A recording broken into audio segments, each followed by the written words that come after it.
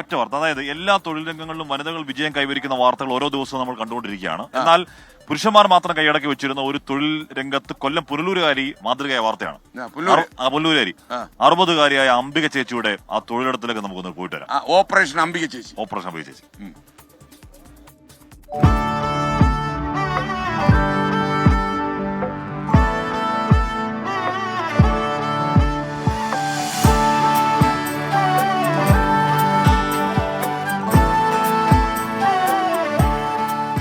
എൻ്റെ പേര് അംബിക എന്നാണ്.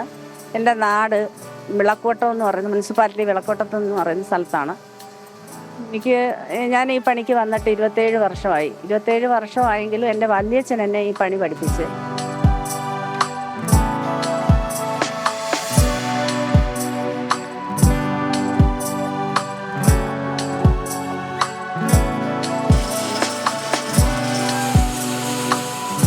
ഇന്നും ഇന്നലെയുമല്ല, 2.5 പതിറ്റാണ്ടിന് മുൻപേ തടിമില്ലിൽ ജോലിക്കിറങ്ങിയതാണ് അംബിക ചേച്ചി.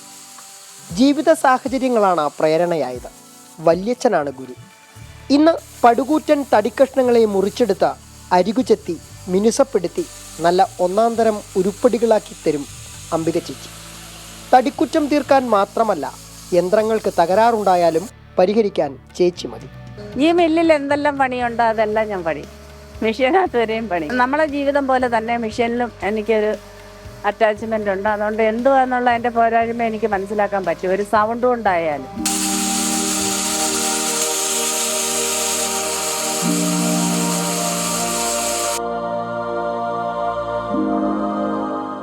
അംബിക ചേച്ചിയുടെ ആത്മാർത്ഥതയാണ് തൊഴിലുടമ സച്ചിദാനന്ദനെയും ഇവർക്കൊപ്പം ജോലിയിലേക്ക് ഇറങ്ങാൻ പ്രേരിപ്പിച്ചത്.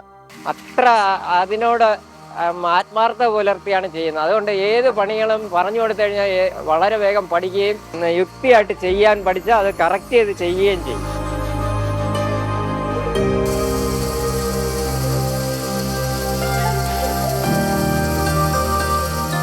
വെറുമൊരു തടിമിൽ തൊഴിലാളി മാത്രമല്ല അംബിക ചേച്ചി, തൊഴിലാളി നേതാവ് കൂടിയാണ്.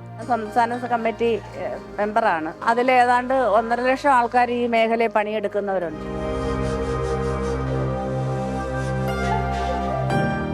നല്ല കാതലുള്ള കരിവീട്ടി തടി പോലെ ഉറച്ചതാണ് അംബിക ചേച്ചിയുടെ മനസ്സ്. അല്ലെങ്കിൽ പിന്നെ സ്ത്രീകൾക്ക് സ്വപ്നം പോലും കാണാൻ കഴിയാത്ത ഈ തൊഴിൽ മേഖലയിലേക്ക് വർഷങ്ങൾക്ക് മുമ്പേ എത്തപ്പെടാനും അവിടെ വിജയം കൈവരിക്കാനും മറ്റാർക്കാണ് കഴിയുക?